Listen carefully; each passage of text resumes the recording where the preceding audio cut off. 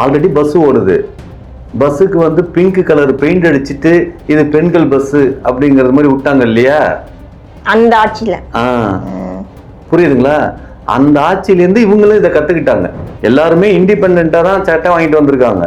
உங்களுக்கு கவர்மெண்ட்ல வேலை கொடுத்துருவோம் அப்படின்னு நம்ம ஊர்ல ஆயாலாம் இருக்கு இல்லையா, திண்ணையில உட்காந்து இருக்கு இல்லையா, 100 நாள் வேலையில இருக்கிறதெல்லாம் கூட்டிட்டு வந்து போலீஸ் ட்ரெஸ் போட்டு உட்கார வச்சிருக்கதாவும் சொல்றாங்க. போட்டோ எடுக்க போறப்ப இப்படி நிக்கிறதுக்கும் இப்படி தள்ளி நிக்கிறதுக்கும் இப்படி கை கட்டி நிக்கிறதுக்கு வித்தியாசம் இருக்குல்ல. மு.க. ஸ்டாலின் வந்து தோல் மேல கை போடுறது மாதிரிலாம் பக்கத்துல நின்று இருக்காரு. புரியுதுங்களா? ஆனா அது கூடாது. அது ரொம்ப வந்து பிரதமரை அவமதிக்கிறது மாதிரி. ஆனா விஜய் அப்படி பண்ணல. ரொம்ப தூரமா அந்த லைன்லயே கடைசியா நின்றுட்டு இருக்காரு. மரியாதை, அதான் அந்த மரியாதை பணிவுங்கிறதெல்லாம் இந்த மு.க. ஸ்டாலின் கிடையாது. அதனால வந்து கூத்தாடிங்க. ஒரு நடிகனுக்கு நீங்க ஓட்டு போட்டு முதல்வர் ஆக்கிட்டீங்கன்னா அவன் முதல்வர் கிடையாது. நல்லா ஒண்ணு தெரிஞ்சுக்கங்க. இப்ப கூட சிங்கப்பெண் இதுன்னு நடந்துச்சு. அங்க ஒரு தேசிய கீதமோ ஒரு இது தமிழ் தாய் வாழ்த்தோ பாடாம இவங்க சினிமா போட்டு என்ஜாய் பண்ணிட்டு இருக்காங்க. இப்ப முதலமைச்சர் ஆயிட்டு அவரு சம்பாரிச்சதுல இருந்து எவ்வளவு மக்களுக்கு கொடுத்துருக்காரு. இப்ப புரியுதுங்களா? இப்ப 3 மாசம் ஜெயிலுக்கு போறப்ப அந்த இடத்துல ஆதவர்ஜுனம் வைக்கிறப்ப எவ்வளவு கொடுப்பாரு? கொடுப்பாங்கல்ல. நாடு நாட்டு மக்களும் நல்லா இருக்கணுங்கிறதுக்காக ஜான் ஆரோக்கிய சமயம் தான் வச்சிருக்காரு. அவர் திருச்சா வச்சிருக்கல.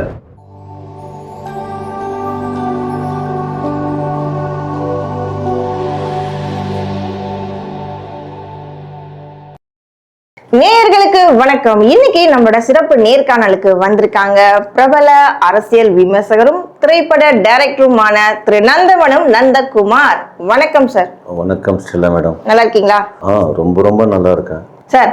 தமிழக வெற்றி கழகத்தோட ஆட்சி 1 மந்த் முடிஞ்சிச்சு சார். 1 மாசம் முடிஞ்சு எப்படி அதிரடியான ஆக்ஷன்லாம் பண்ணிருக்காங்க பாத்தீங்களா? ஆக்ஷன் உடனே நீங்க வேற மாதிரி சினிமா ஆக்ஷன் நினைச்சுக்காதீங்க. பெண்கள் சிறப்பு அதிரடி படை. இதுக்கு முன்னாடி இந்த ஆட்சியில் இந்த மாதிரி பண்ணவே இல்லை. இந்த வாட்டி பாருங்க, வந்தவொடனே எங்க தளபதி ஒரு பெண்களுக்கான பாதுகாப்பான ஒரு விஷயத்த வந்து ஆரம்பிச்சிருக்காரு. ரொம்ப வரவேற்பும் கொடுத்துருக்காங்க தமிழ்நாட்டு மக்கள் கிட்டே. இதை நீங்க எப்படி பாக்குறீங்க? இல்லை, இதெல்லாம் வந்து எவ்வளவு பெரிய ஒரு புதுமையான விஷயங்கிறது யாருக்கும் சொல்லி புரிய வைக்க முடியல. யார்கிட்டயாவது சொன்னோம்னா அது வந்து ரொம்ப கேவலமா நம்ம வந்து என்ன சொல்றது, அதாவது பாத்ரூம்ல கிடக்கிறது மாதிரி நம்மளை ஃபீல் பண்ணி பாக்குறாங்க. அந்த மாதிரி நம்மளை ஏன் பாக்குறாங்கன்னு நமக்கு தெரியல. இல்ல, நம்ம சொல்றோம்ல, தலைவர் முதல்வர் வந்து இந்த நாட்டோட முதல்வர் இப்ப யாரு? முன்னாள் நடிகர் விஜய்.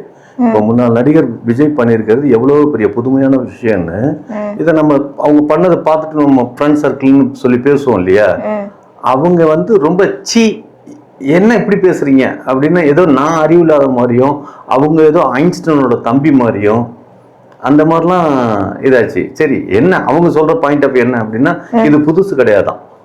ஏற்கனவே ஊர்காவல் படை அப்படின்னு சொல்லி ஊர்ல போலீஸுக்கு துப்பு கொடுக்குறவங்க சார். ஊர்காவல் பண்ணா இல்ல ஆணும் இருப்பாங்க பெண்ணும் இருப்பாங்க சார். இது வந்து பெண்கள் சிறப்பு அதிரடி படை சார். பெண்கள் மட்டும்தான் நாங்க இருக்கோம். அதுதாங்க, இல்லாத ஒண்ணு செய்யல.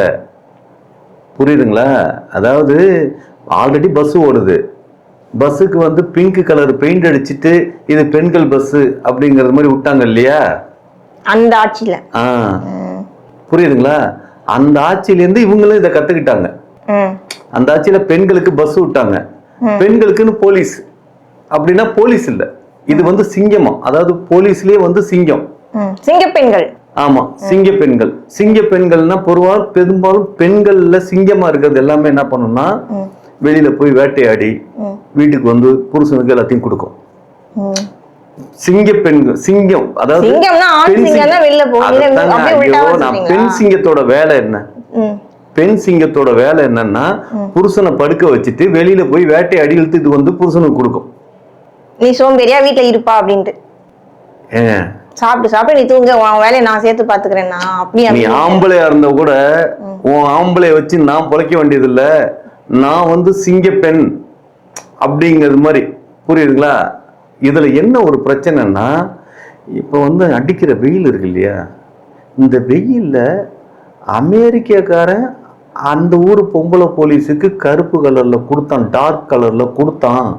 அதாவது டார்க் ஷேடோஸ் அதுல ட்ரெஸ் கொடுத்தான்னா அங்க குளிரும். அந்த ஹீட் அப்சர்வேஷன் பண்ணிட்டு கதகதப்பா இருக்கும். புரியுதுங்களா? இங்க ஏற்கனவே உள்ளார ஊத்தி ஒலிக்கிட்டு இருக்குமே, இந்த பெண்களுக்கு இந்த ட்ரெஸ் எல்லாம் கொடுத்து இது பண்றப்ப கூட்டமா உட்காந்துருக்கப்ப அந்த வேர்வை ஸ்மெல் நமக்கு ஒருவேளை அதெல்லாம் எப்படி கண்ட்ரோல் பண்றது? ஆமா, புரியல. இதுல பஸ்ல வந்து ஒரு சிங்கப்பெண் ஏறி டிராவல் பண்றாங்க அப்படின்னா அந்த பஸ்ஸே நாத்தம் அடிக்கும்ல, அப்ப அந்த பஸ் உள்ளார ஒரு பர்ஃப்யூம் இருக்கணும் இல்லையா? பா நான் கவலை சார் உங்களுக்கு. என்னங்க நாங்களாம் வேற மாதிரி யோசிக்கிறோம், நீங்க வேற மாதிரி யோசிக்கிறீங்களே சார். ஏங்க ஒரு பேசிக்கா ஒரு, அதாவது வீட்டுல தான் அவங்க கிளம்பும் போதே சென்ட் அடிச்சு தான் போவாங்க. உங்களுக்கு எதுக்கு அந்த கவலை? சிங்கப்பெண்ணா அதை வரவேற்க பாருங்க. அதை விட்டுட்டு அவங்க மேல நாத்தம் அடிக்கும். இப்ப இருக்க என்னது சிங்கப்பெண்ணுக்கு எவ்வளவு சேலரிங்கிறீங்க? இந்த சேலரியில வந்து ஏற்கனவே பெண்கள் வந்து இங்க போறதுக்கும், அதாவது இங்க போறதுக்கும் அப்படிங்கறது அதிக மேக்கப்னு சொல்லுங்க. அது கூட உங்களுக்கு சொல்ல தெரியல, நீங்க வந்து அவங்களுக்கு வேர் வடிக்கலாம் சொல்றீங்க. அதான் சொல்றேன், மேக்கப்னு அழகா சொல்லுங்க. அப்புறம் இது இருக்குங்களா, அப்புறம் புசு புசுன்னு அடிச்சுக்கிறதுக்கு எல்லாம் வேற எக்ஸ்ட்ரா செலவாகுதுன்னா, இதுக்கு ஆல்ரெடியே கவர்மெண்ட்டுக்கு அந்த சட்டை வாங்க வச்சதே அவங்களோட பைசால வாங்கியிருக்காங்களாம். எல்லாருமே இண்டிபெண்டா தான் சட்டை வாங்கிட்டு வந்திருக்காங்க. உங்களுக்கு கவர்மெண்ட்ல வேலை கொடுத்துருவோம் அப்படின்னு நம்ம ஊர்ல ஆயாலாம் இருக்கு இல்லையா, திண்ணையில உட்காந்து இருக்கு இல்லையா, 100 நாள் வேலையில இருக்கிறதெல்லாம் கூட்டிட்டு வந்து போலீஸ் ட்ரெஸ் போட்டு உட்கார வச்சிருக்கதா அவங்க சொல்றாங்க. என்ன சார் இப்படி எல்லாம் சொல்லக்கூடாது. அந்த மாதிரி அங்க ட்ரெயின்டான ஒரு பர்சன்ஸ் தான் அங்க இருக்காங்க. ஆல்ரெடி இந்த ட்ரைனிங் முடிச்சவங்க தான் அங்க இருக்காங்க. நீ உங்க கண்ணி எல்லாம் எப்படி? நான் ஒண்ணும் தப்பா பேசலங்க. இந்த அரசையும் இந்த அரசாங்கத்தையும் நான் தப்பா பேசல. அவங்க எல்லாம் ட்ரெயின் தான். அவங்க ட்ரைனிங் எப்ப பண்ணாங்கன்னா, நல்லா ஒண்ணு தெரிஞ்சுக்குங்க, 1984ல ட்ரைனிங் போனவங்க இப்ப வந்து உட்கார்ந்து இருக்காங்க.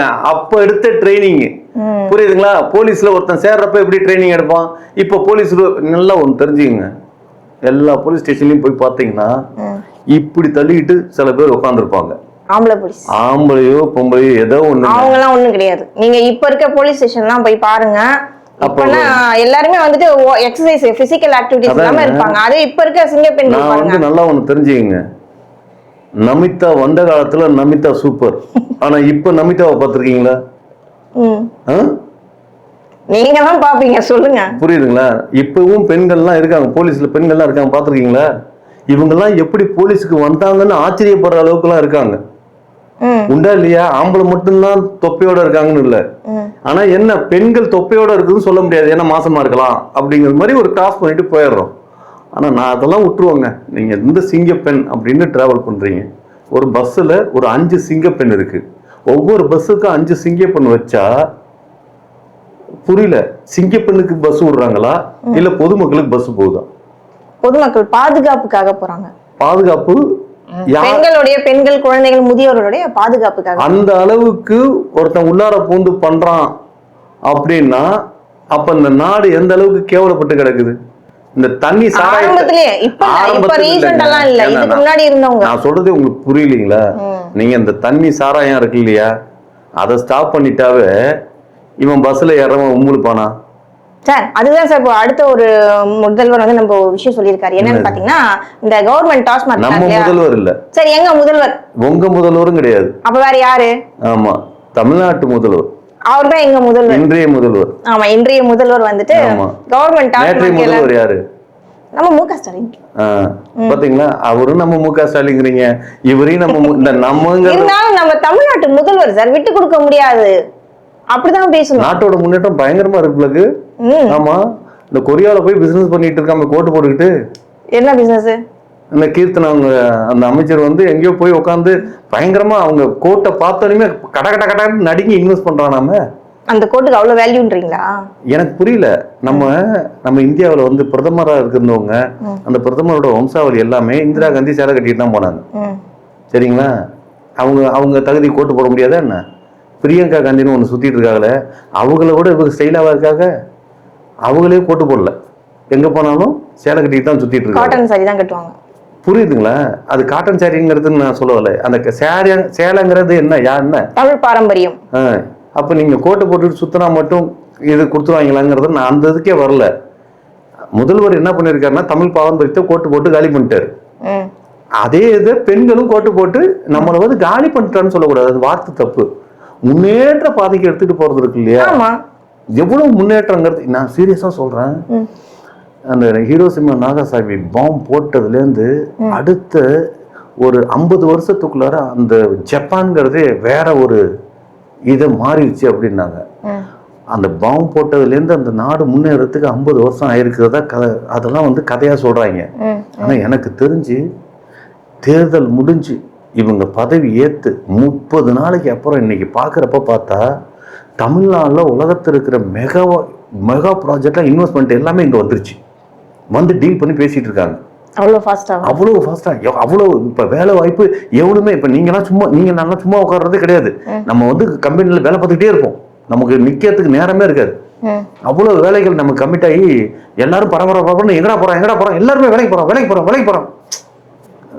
பயங்கரமா இருக்க போகுது. நீங்க பாருங்களேன். ஆமா, பயங்கரமா தான் இருக்க போகுது. அடுத்து வரக்கூடிய நாட்கள் எல்லாம், அடுத்து வரக்கூடிய மாதங்கள் நாட்கள் எல்லாம் பயங்கரமா தான் இருக்க போகுது தமிழ்நாடு. நீங்களே பார்த்து அப்படியே ஸ்டன் ஆக போறீங்க. எப்படா தமிழ்நாடா இது அப்படிங்கிற மாதிரி தெரியுதுங்களா? ஆமா, வளர்ச்சியை நோக்கி போயிட்டு. அதெல்லாம் வந்து சீரியஸா ஆக்சுவலா வந்து கடைக்கோடியில இருக்கிற ஆயான்னு சொல்லுவோம் இல்லையா, அந்த ஆயா கிட்ட நான் பேசினேன். ஆனா அந்த ஆயா வந்து இந்த முன்னாடி இருந்த ஆட்சிக்காரங்களாம் நம்மளை வந்து எனக்கு வந்து பட்டன் போன் கொடுத்துருந்தாங்க, இப்போ டச்சு போன் கொடுத்துருக்காங்களாம். எது இப்போ நாட்டில் என்ன நடக்குதுங்கிறத மொபைல்லே பார்த்துக்கிட்டு இருக்கு. அப்படிங்கிற மொபைல பார்த்துட்டு இப்போ விஜய் வந்து டெல்லியில என்ன பண்ணாருங்கிறத ஆயா சொல்லி தான் எனக்கு தெரியுது. புரியுதுங்களா? விஜய் வந்து மோடி கீடி எல்லாம் லைன்ல நிக்கிறாங்கல்ல, என்னப்பா இது மு.க. ஸ்டாலின் முன்னால இருந்தாரு, மோடி பக்கத்துல இருந்தாரு. ஆமா, இப்ப தம்பி வந்து எவ்வளவு பவ்யமா எவ்வளவு தாழ்மையா பின்னால நிக்கிறாப்ல, மரியாதையா. அதான் இது மாதிரி மத்தவங்க இருந்தாங்களா?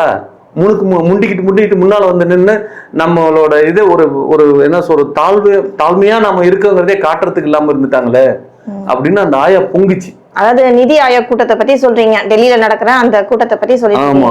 இதுக்கு முன்னாடி இந்த முதல்வர் வந்துட்டு ஒரு 4வது இடத்துல 3வது இடத்துல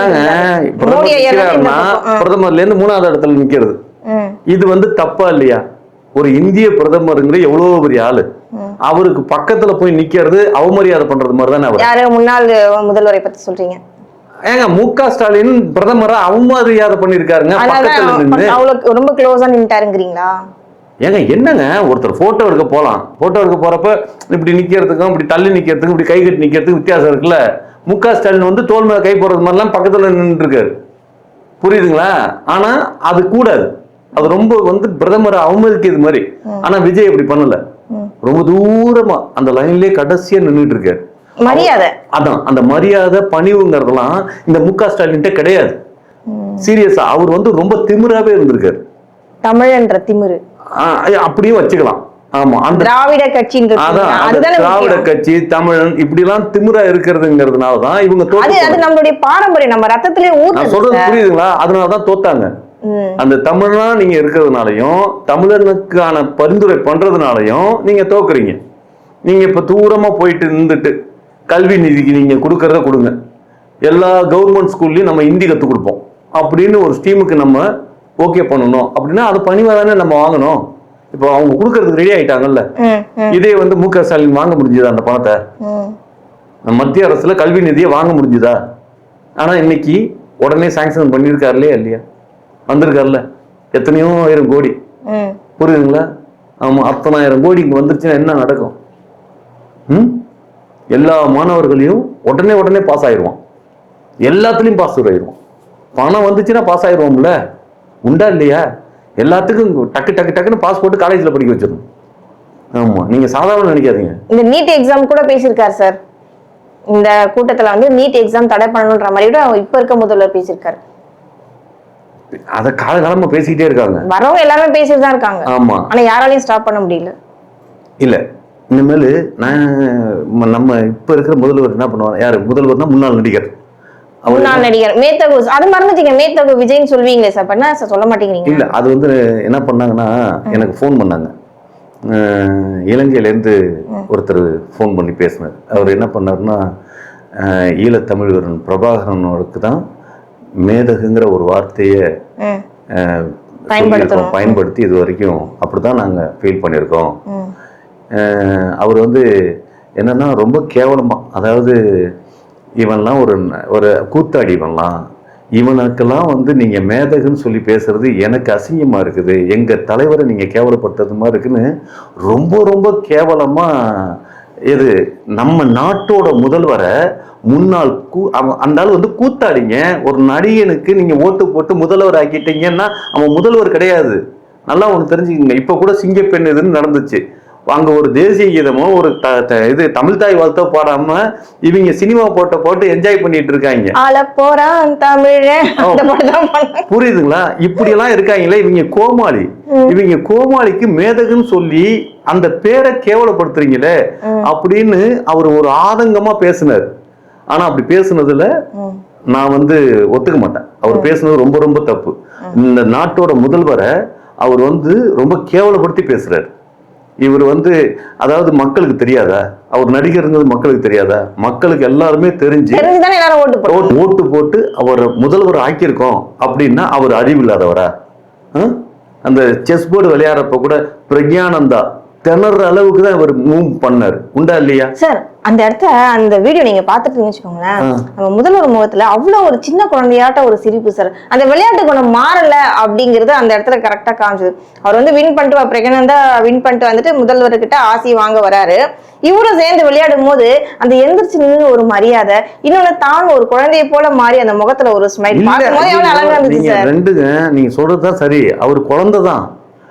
அந்த இலங்கையாவே என்ன சொல்றா, அவன் குழந்தையா, அவனுக்கு ஒன்றும் தெரியாதியா அப்படின்னு அவர் வேற மாதிரி சொல்ற. ஆனா நான் என்ன சொல்றேன், அது புரிதல் தப்பு. அவர் தப்பா புரிஞ்சிருக்காரு. அவர் வந்து குழந்தை மனசோட இருக்காரு, இன்னைக்கும் குழந்தையா இருக்காருங்கிறது தானே, அப்படிதானே பார்க்கணும். அதெல்லாம் புரியுதுங்களா? அவங்க வந்து என்னன்னா இவரோட நல்ல குணத்தை எல்லாமே வந்து அவங்க வந்து கேலி கூத்தா பாக்குறாங்க, கேவலமா நினைக்கிறாங்க. ஏன் ஒரு நடிகர் வந்து முதலமைச்சர் ஆகி நாட்டுக்கு நல்லது செய்யலையா? இதுக்கு முன்னாடி இருந்தவங்க எத்தனை பேர் நமக்கு சொல்லலாமே சார். அதான் சொல்றேன், எவ்வளவு பேர் பண்ணிருக்காங்கல்ல. கூத்தாடினா அப்ப கூத்தாடினா முதலமைச்சர் ஆகக்கூடாதா? ஒரு நடிகர் தானே அதாவது ஒரு நடிகர் ரிக்ஷாக்காரனா நடிச்சிருப்போம், ஒரு நடிகர் ஆட்டோக்காரனா நடிச்சிருப்போம், ஒரு நடிகர் மெக்கானிக்கா நடிச்சிருப்போம். அப்ப மெக்கானிக்கா கஷ்டம் என்னங்கிறது அவனுக்கு தெரியும். புரியுதுங்களா? இது மாதிரி ஒவ்வொருத்தரோட கஷ்டத்தையும் அவர் கேரக்டரா நடிச்சிருக்கிறதுனால எல்லாரோட கஷ்டத்தையும் தெரிஞ்சு வாழ்ந்திருப்பார். இப்போ ஒண்ணுமே இல்லாம ஒருத்தன் வந்திருக்கான், ஒண்ணு மட்டுமே தெரிஞ்சு வந்திருக்கான் அப்படின்னா அவனுக்கு அந்த கஷ்டம் மட்டும்தான் தெரியும். புரியுதுங்களா? இப்ப வந்து என்ன சொல்றது, இப்ப ஆதவ அர்ஜுனா வந்து முதலமைச்சர் ஆனாரு அப்படின்னா எதுக்கா ஒரு உதாரணத்தை சொல்றேங்க. உதாரணம் கூட இல்ல. இப்ப எப்படியும் ஒரு ஏதோ இந்த இப்ப கேஸ்ல மறுபடியும் 41 பேர் செத்ததை சிபிஐ மறுபடியும் விசாரிக்கிறதுல முதல் குற்றவாளிக்கு எஃப்ஐஆர் போட்டு ஒரு 3 மாசம் உள்ளார வைப்பாங்க. அவர் 3 மாசம் முதல்வர், அதாவது இன்னைக்கு முன்னாள் நடிகர் விஜய் இருக்கார் இல்லையா, இவர் வந்து இந்நாள் முதல்வர், அதாவது இந்நாள் முதல்வர் முன்னாள் நடிகர் விஜய், அவர் வந்து ஜெயில இருக்காரு. ஒரு 3 மாசம் ரிமாண்ட் பண்ணி ஜெயில வைக்கிறாங்கன்னா அந்த டைம்ல இப்ப ஜெயலலிதா அம்மா ஜெயிலுக்கு போனாங்க, அப்போ ஓபிஎஸ் இருந்தாங்களா? அது மாதிரி ஜெயிலுக்கு போற காலகட்டங்கள்ல இப்ப அந்த டைம்ல வந்து ஆதவ அர்ஜுனா முதலமைச்சரா இருக்க கூடாதா என்ன? ஏன் அவங்க கூட இருக்கலாமே, இவர் தான் இருக்கணும்னு ஏதாவது இருக்கா என்ன? ஏங்க முதல் போட்டவன் முதலமைச்சரா இருக்கணுமா? ஒரு சீனியர் இருக்கலாமே. அப்படியே நம்ம செங்கோட்டையன் ஐயா இருக்கலாமே சீனியர். முதல் போட்டாலும் பணம் ரெண்டாவது. ரைட்டுங்க, சீனியாரிட்டி அதெல்லாம் சீனியர்லாம் கிடையாதுங்க. சீனியர்லாம் வந்து உண்மையிலேயே சீனியருங்கிறதுக்காக பிரியாரிட்டி கொடுக்க கூடாதுங்க. ஏன்னா அப்படி பார்த்தா இன்னைக்கு முதல்வர் செங்கோட்டையனா தான் இருந்திருக்கணும். இது விஜயோட சீனியர் யாரு? செங்கோட்டையன். அனுபவம் உள்ளவர், அரசியல் எல்லாத்துலயுமே அனுபவம் உள்ள. அரசியல் மட்டும் கிடையாது, அவருக்கு என்ன அனுபவம் இல்ல சொல்லுங்க? எல்லாத்துலயுமே பார்த்திருக்காருல்ல, எல்லாத்தையுமே பண்ணிருக்காரு. பண்ணாரா இல்லையா?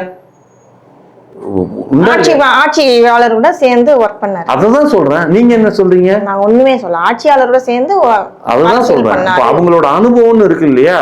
அப்ப அவங்களோட அனுபவத்துக்கு முதலமைச்சர் ஆக்கி பாக்குறப்ப நமக்கு எல்லாமே சூப்பரா இருக்கும் இல்லையா? அதனால வந்து இந்த சீனியர்னே விட்டுருவோம், சீனியர் ஜூனியர்ங்கிறதே விட்டுருவோம். நமக்கு இப்போ வந்து பணம் யாருகிட்ட இருக்குது? பணம் வச்சிருக்கவங்க தாங்க நிறைய கொடுப்பாங்க.